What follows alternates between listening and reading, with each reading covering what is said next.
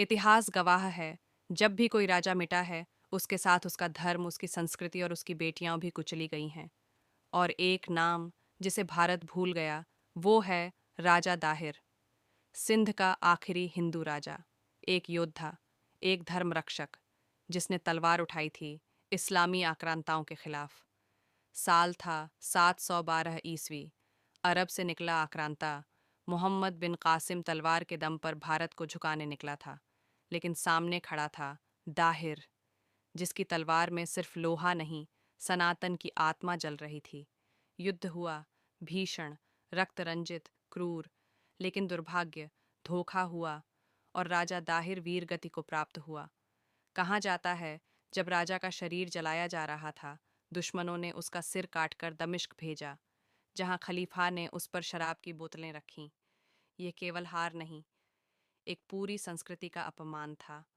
और फिर आई उसकी दो बेटियां, सूर्या और परमाल, जिन्हें युद्ध के बाद बंदी बनाया गया और बतौर इनाम खलीफा के हरम में भेजा गया।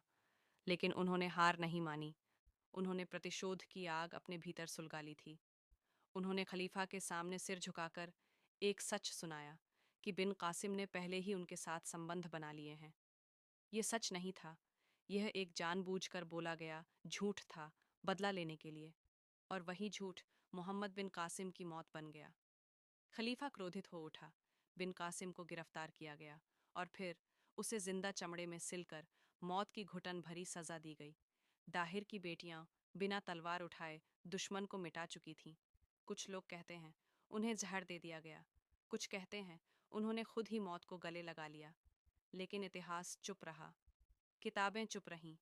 अब समय है उस सत्य को उजागर करने का, जो पीढ़ियों से दबा दिया गया। राजा दाहिर और उसकी बेटियां सनातन की वे शौर्य गाथाएं हैं, जिन्हें मिटाने की लाख कोशिशें हुईं, पर वो आज भी जीवित हैं, हर उस आत्मा में जो अन्याय के खिलाफ खड़ी होती है। क्योंकि अब समय है छुपे हुए सच को फिर से बोलने का,